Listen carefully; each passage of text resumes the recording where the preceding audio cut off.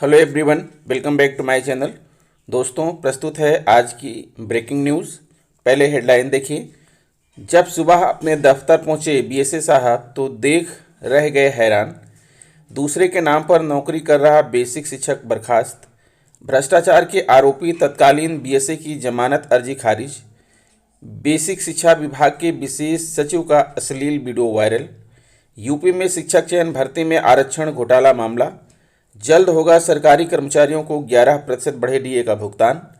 UP में शिक्षक चयन भर्ती में आरक्षण घोटाला मामला। तो आइए देखते हैं दोस्तों खबरें विस्तार से। हाँ दोस्तों, आप देख पा रहे हैं खबरें विस्तार से किंग्समैन निहब यूट्यूब चैनल पर। अमेठी जिले के नवागत बीएसए ने मंगलवार सुबह जब अपने कार्यालय पहुंचे तो हैरान रह गए। सुबह 10:02 पर उन्हें अपने दफ्तर में ताला लटकता मिला। साथ ही ऑफिस के प्रधान सहायक समेत सभी 10 कर्मी नदारद मिले। जिले में 3 वर्षों से तैनात रहे बीएसए विनोद कुमार मिश्र का पिछले दिनों स्थानांतरण हो गया था। उनके स्थान पर फिरोजाबाद से आए डॉक्टर अरविंद कुमार पाठक ने कार्यभार ग्रहण किया है। कार्यभार ग्रहण करने के बाद से ही बीएसए लगातार व्यवस्था को दुरुस्त करने में जुटे हैं। नवागत बीएसए मंगलवार को तब हैरान रह गए जब सुबह 10:02 पर वो अपने दफ्तर पहुंचे। बीएसए अपने कक्ष के सामने पहुंचे तो उसमें ताला लटक रहा था। अपने दफ्तर में ताला लटकता देख जब उन्होंने कार्यालय के अन्य कक्ष का रुख किया तो प्रधान सहायक राजनारायण पांडे, डीसी बालिका प्रभाकर कुमार मिश्र, डीसी एमडीएम अरुण कुमार त्रिपाठी, लेखाकार शिवदत्त मिश्र, सहायक लेखाकार विनीत शुक्ल व नीरज पांडे, कंप्यूटर ऑपरेटर श्वेता श्रीवास्तव, कनिष्ठ लिपिक पुष्पेंद्र रावत व अनुचर तुलसीराम व तेज भान नदारद मिले। कर्मचारियों के इस रवैये से नाराज बीएसए ने सभी को नोटिस जारी कर स्वयं उनके कार्यालय में उपस्थित होकर लिखित स्पष्टीकरण देने को कहा है। यह भी कहा है कि यदि जवाब से संतुष्ट नहीं हुई तो सभी के खिलाफ विभागीय कार्रवाई की जाएगी। बस्ती दूसरे के नाम पर प्रमाण पत्र पर बेसिक शिक्षा विभाग में नौकरी कर रहे एक शिक्षक की सेवा समाप्त कर दी गई है। बर्खास्त किया गया फर्जी शिक्षक अनिल कुमार यादव दुबौलिया ब्लॉक के प्राथमिक विद्यालय माझा में प्रधानाध्यापक के पद पर कार्यरत था। असली अनिल कुमार यादव गोरखपुर जिले के कैंपियरगंज ब्लॉक के प्राथमिक विद्यालय धर्मपुर में कार्यरत हैं। बस्ती में दूसरे के नाम और प्रमाण पत्र पर नौकरी कर अब तक 7 फर्जी शिक्षक बर्खास्त किए जा चुके हैं। जिला बेसिक शिक्षा अधिकारी जगदीश शुक्ल ने बताया कि कूट रचित प्रमाण पत्र के जरिए जालसाज 2010 में अनिल कुमार यादव के नाम पर बेसिक शिक्षा विभाग बस्ती में शिक्षक के पद पर नियुक्त हुआ था। 1 साल पहले शिकायत के आधार पर जांच कराई गई तो मामला सही पाया गया। असली अनिल कुमार गोरखपुर जिले में कार्यरत है। लखनऊ बांदा के तत्कालीन जिला बेसिक शिक्षा अधिकारी ओमकार गणा की जमानत अर्जी को भ्रष्टाचार निवारण के विशेष न्यायाधीश लोकेश वरुण ने मंगलवार को खारिज कर दी। सरकारी वकील अभय त्रिपाठी ने कोर्ट में बताया कि सतर्कता अधिष्ठान ने ओमकार राणा के खिलाफ भ्रष्टाचार मामले की जांच की। इसमें पता चला कि ओमकार राणा ने ठेकेदारों के जरिए बांदा के प्राथमिक और माध्यमिक विद्यालयों में घटिया पंखा, ट्यूबलाइट आदि लगवाया। बाद में फर्जी बिल पर हस्ताक्षर के लिए खुद और अधीनस्थों से प्रधानाचार्यों पर दबाव बनवाया। लखनऊ इंटरनेट मीडिया पर वायरल आपत्तिजनक ऑडियो और वीडियो क्लिप प्रदेश में कई अधिकारियों की मुश्किलें बढ़ा चुकी हैं। आईपीएस से लेकर अन्य सेवा के अधिकारियों की खूब किरकिरी भी हुई है। इस फेहरिस्त में अब बेसिक शिक्षा विभाग में तैनात सचिवालय सेवा के अधिकारी आरबी सिंह का नाम भी जुड़ गया है। वीडियो वायरल होने के बाद मंगलवार को इस मामले को लेकर शिक्षा विभाग से लेकर अन्य महकमे में चर्चाएं शुरू हो गई। साइबर क्राइम सेल लखनऊ मामले की जांच कर रही है। इंटरनेट मीडिया पर वायरल अश्लील वीडियो में विशेष सचिव आरबी सिंह एक युवती के साथ चैटिंग करते नजर आ रहे हैं। करीब 1.29 मिनट के वायरल वीडियो के कई अंश आपत्तिजनक हैं। हालांकि आरबी सिंह का कहना है कि वीडियो के साथ छेड़छाड़ कर उन्हें ब्लैकमेल किया जा रहा है। उनके मुताबिक उन्होंने मार्च में सचिवालय में कार्य करने के दौरान गलती से फेसबुक पर एक फ्रेंड रिक्वेस्ट स्वीकार कर ली थी। युवती की आईडी एक सोशल वर्कर की थी। युवती की फ्रेंड लिस्ट में कई जानने वाले दिखे, इसलिए उन्होंने फ्रेंड रिक्वेस्ट स्वीकार कर ली थी। इसके बाद एक लिंक आया था, उस पर क्लिक करते ही वीडियो कॉल शुरू हो गई थी, जिसे देखकर वह दंग रह गए थे और जल्द ही उस कॉल को बंद कर दिया था। इसके कुछ देर बाद एक अश्लील वीडियो क्लिप उन्हें भेजी गई और ब्लैकमेल करने के प्रयास शुरू हो गए। ऐसा कर रहे लोगों को फेसबुक पर ब्लॉक करने पर उन्हें फ़ोन कॉल आनी शुरू हो गई। वीडियो क्लिप ऋतिक शर्मा के नाम से बनी फेसबुक आईडी के जरिए आरबी सिंह की फेसबुक वॉल पर शेयर की गई थी।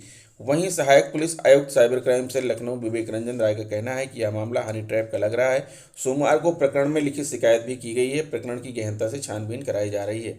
वीडियो की सत्यता की भी जांच कराई जा रही है, जिससे स्पष्ट हो सके कि वीडियो से कोई छेड़छाड़ की गई है या नहीं। यह भी पता लगाया जा रहा है कि यह आपत्तिजनक वीडियो कहां से और किसके जरिए वायरल किया गया है। इंटरनेट मीडिया पर वीडियो वायरल होने के बाद यह मामला शासन तक भी पहुंच चुका है।